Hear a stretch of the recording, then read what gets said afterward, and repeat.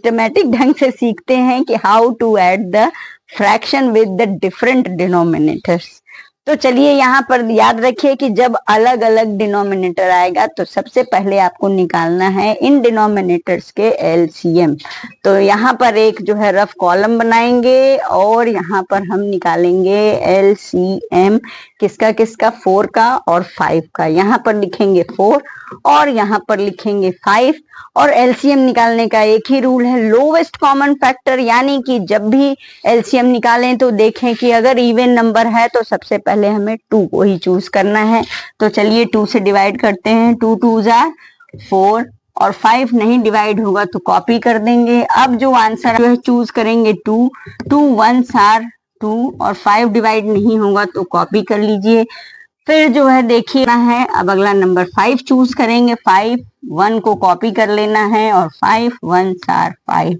और जब हमारा आंसर जो है 1 1 हो गया यानी हमारा एलसीएम कंप्लीट हो गया। लेकिन एलसीएम निकालने के बाद चेक जरूर करिए कि कहीं बीच में कोई छोटा बड़ा तो नहीं कर दिया, क्योंकि हमारा एलसीएम हमेशा असेंडिंग ऑर्डर में ही होना चाहिए, तभी वो सही है, नहीं तो रॉन्ग है।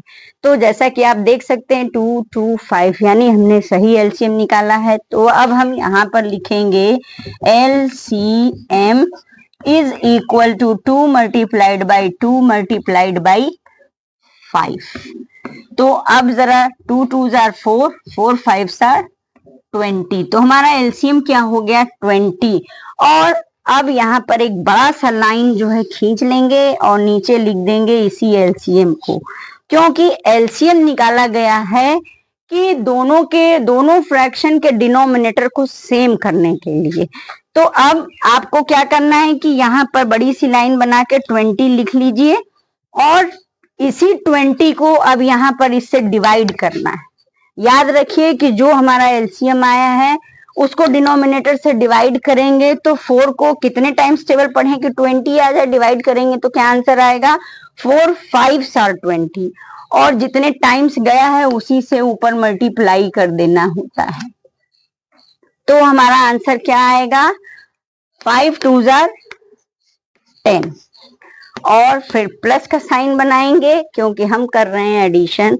फिर अब अगले स्टेप पे क्या करना है कि अब दूसरे वाले डिनोमिनेटर को देखेंगे, इसको और इसको डिवाइड करेंगे। याद रखिए कि जो एलसीएम निकालते हैं वो डिवाइड करने के लिए ही निकाला जाता है।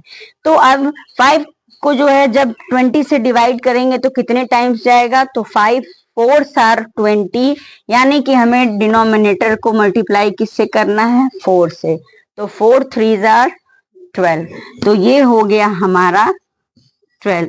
याद रखिए कि हमारा ये जो पहला फ्रैक्शन है एलसीएम निकालने के बाद क्या बन गया, पहला फ्रैक्शन क्या बन गया 10/20 और दूसरा फ्रैक्शन क्या हो गया है हमारा 12/20। याद रखिए कि आप ऐसे लिख सकते हैं या फिर इसको ऐसे भी लिख सकते हैं कि 10/20 प्लस 12/20, यानी कि हमने एलसीएम निकाला था डिनोमिनेटर को सेम करने के लिए, और जब डिनोमिनेटर सेम हो गया तो इसका मतलब हो गया कि अब तो ये सिंपल एडिशन में कन्वर्ट हो गया।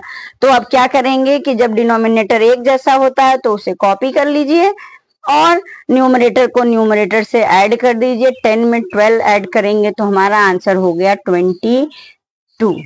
तो ये चलिए बच्चों अगला एग्जाम्पल देखिए। यहाँ भी देखिए 2/3 4/8 और 1/2 सबके जो है डिनोमिनेटर अलग अलग हैं। और जब अलग अलग डिनोमिनेटर होता है तो सबसे पहले हम क्या करते हैं कि उसका जो है एलसीएम निकालेंगे। तो चलिए हम इसका एलसीएम पहले फाइंड आउट कर लेते हैं। एलसीएम में सबसे पहले क्या देखना होता है कि कोई इवन नंबर दिया है कि नहीं, और इवन नंबर दिया है तो हम चूज करेंगे 2।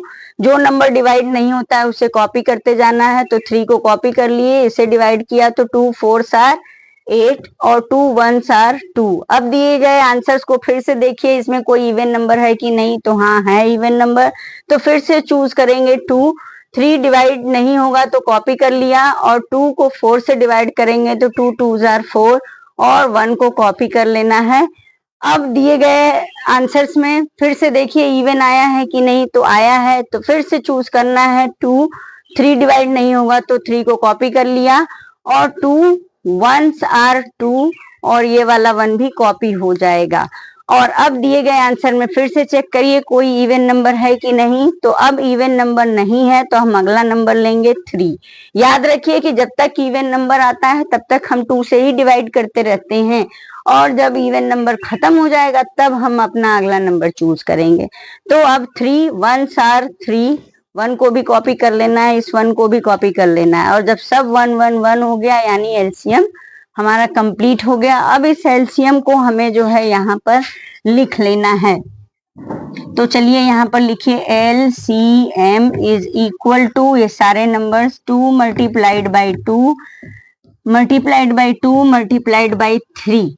तो चलिए एलसीएम क्या आएगा, 2 2 जार 4, 4 2 जार 8, और 8 3 जार 24। तो आपका एलसीएम क्या आ गया, 24। याद रखिए कि एलसीएम क्यों निकालते हैं, एलसीएम निकालते हैं ताकि सबके डिनोमिनेटर सेम कर दिए जाएं, ताकि ये सिंपल एडिशन बन जाए फ्रैक्शन का। तो अब क्या है कि यहाँ पर जो है एक लंबी सी लाइन खींचिए और 24 को कर दीजिए नीचे, ठीक। अब जो आपने एलसीएम निकाला है उसे डिनोमिनेटर से बारी बारी से डिवाइड करना है। तो चलिए पहला डिनोमिनेटर 3 है, 3 से डिवाइड करेंगे कितने टाइम्स जाएगा, तो 3 8s आर 24। अब उस आए हुए 8 को इसमें मल्टीप्लाई कर दीजिए न्यूमरेटर को, तो अब 8 2 जार 16, यानी कि पहला वाला फ्रैक्शन जो है हमारा वो क्या हो गया, 16/24। अब प्लस का साइन बना लेंगे। अब आएंगे अगले फ्रैक्शन पर। अब 8 को फिर एलसीएम से जो है डिवाइड करेंगे, तो 8 3 जार 24। अब 3 जार तो यानी 3 से मल्टीप्लाई करना है, तो 3 4 आर 12। तो यानी अगला फ्रैक्शन जो है हमारा ये वाला चेंज किए तो क्या बन गया, 12/24। अब आते हैं अपने नेक्स्ट पर। नेक्स्ट है डिनोमिनेटर 2। तो अब 24 को डिवाइड करिए तो कितने टाइम्स जाएगा, 12 टाइम्स। तो यानी कि अब हमें जो है उस 12 टाइम्स को जो है यहाँ पर मल्टीप्लाई कर देना है न्यूमरेटर से। तो 12 1s आर, प्लस का साइन बना के यहाँ पर लिखेंगे 12। तो यानी कि हमारा जो है ये वाला फ्रैक्शन क्या चेंज हो गया, 12/24। तो अब देखिए कि यहाँ पर सबके डिनोमिनेटर जो है वो 24 हो गया, यानी एक ही डिनोमिनेटर हो गया, इसीलिए एलसीएम फाइंड आउट करते ही हैं। तो अब क्या करना है, जब सबका डिनोमिनेटर एक ही हो गया तो बस ये सब जो है हम ऐड कर लेंगे।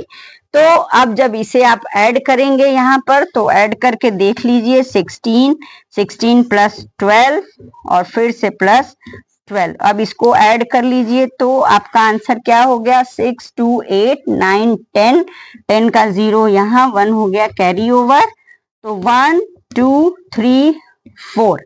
तो आपका जो है आंसर क्या हो गया, 40। यानी कि आपका आंसर क्या आया है, 40/24। अब चाहे तो आप इसे सिंप्लीफाई करके जो है और छोटा कर दीजिए, और चाहे ऐसे ही छोड़ दीजिए, ज्यादा दिमाग लगाने की जरूरत नहीं, नंबर फुल ही मिलेगा। तो बने रहिए हमारे साथ और सीखते रहिए कि कैसे करते हैं एडिशन और कैसे करते हैं subtraction with the different denominator in a fraction.